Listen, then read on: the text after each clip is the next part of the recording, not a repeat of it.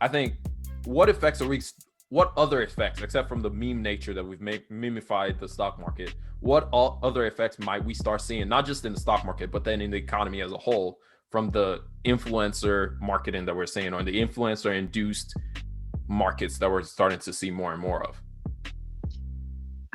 I think it's a little tough because there's right now there's not a great way to credential the influencers. Yeah. So it's hard for people to tell like maybe who knows exactly what they're talking about or who's correct to listen to, because you're coming from a baseline of knowledge.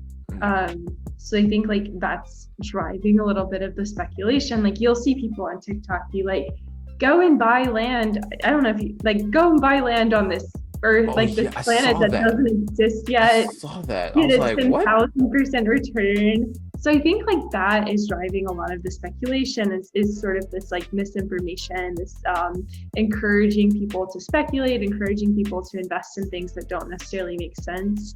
And that like when this bubble pops so I think another thing that I'm worried about is like when this bubble pops, if this bubble pops, a lot of these new traders have never seen a bear market. They have no idea what to do. And like I was reading an article from the LA Times and was talking about like investors, like young investors, and they're in all these growth stocks, and it's like you have to have, as cliche as this is, you have to have a diversified portfolio. Like you cannot be entirely dedicated to tech, or else when the market crashes, it's going to be really painful. So I'm worried about that. Is like people are not positioned for a market cycle, they're positioned for things to keep on going up. And that could be pretty bad. That's definitely true. I think I like to say like your diversification is your Kevlar.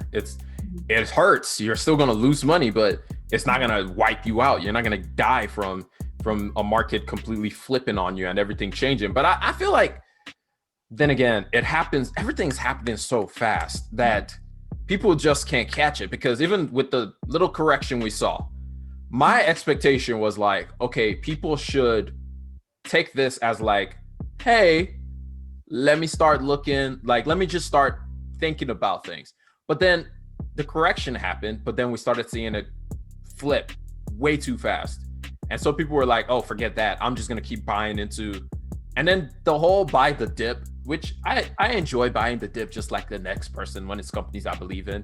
But at the same time, it's like, I also have to understand like what is the balance of allocations? Like what exactly am I doing? Because I feel like everybody is on this, like really on the Elon wave of 100% or nothing. Like I should be all in. And because they see Elon being such a risk taker, they believe like I can be just as much of a risk taker. And I'm like, no, you can't. You ain't worth billions of dollars. Like you have little money. Like let's all calm down. Like let's just literally come back to earth and understand where we are. But nobody's really listening to that right now because it's working.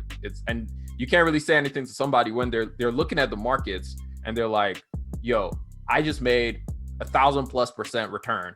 And I'm looking over here at this guy that has a diversified portfolio and he made like a 50% return. Why am I going to go with that guy? Like, he doesn't know what he's doing. Like, and that's part of it.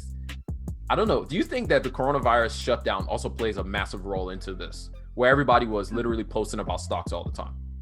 Oh yeah, and people were stuck at home. They were bored. A lot of people were laid off, so you had to find somebody to make money. And then also, I think like having more time to think about the markets, having more time to digest information, and also kind of what happened in March. It was like super wild. And so I think like it just grew. I was on it was just absolutely crazy. I was working in asset management at that time, and was like really near our high yield credit team, and just like some of the conversations, it was just, I'd never seen, obviously like I'm very young, but like I'd never seen anything like that. And I think that's kind of like what drew a lot of people into the markets. Like, what is this? Like, what's going on? And then you have more time to investigate. So I think that drove a lot of dollars that way. Yeah, definitely. It was kind of like, and it happens so fast. My main thing, I'm going back to the speed of everything, because it's just like, I remember I was talking to my dad, and we had been talking before that. We were just talking about like investing when other people, like he had talked to me a little bit about like Warren Buffett and stuff like that. And then he was like, when other people are afraid, that's when to invest. But then I was like, we didn't even have enough time to be afraid. It just kind of dropped and took off. And it just was like, and I think that's the mindset that we go into the market now. It's just kind of like, oh, things would rebound like that. Like, what do you mean? Like, and I was talking to somebody and he was like, even if the market crashes, we always have Jerome Powell, who's just going to flood more money into the market. And I think that's the belief now of, just like you were saying, of just like, oh, Papa Powell's coming in and saving the day every day. So he's got his money printer, he's going to save us. And it's just like, no, this is a special occasion. That's crazy that they said that. Yeah. But I think that's like, yeah, that's definitely reflected in the market. But his power, I think, is waning. There's only, like, they still have definitely, like, yield curve control is something they can still do. If they do that, that's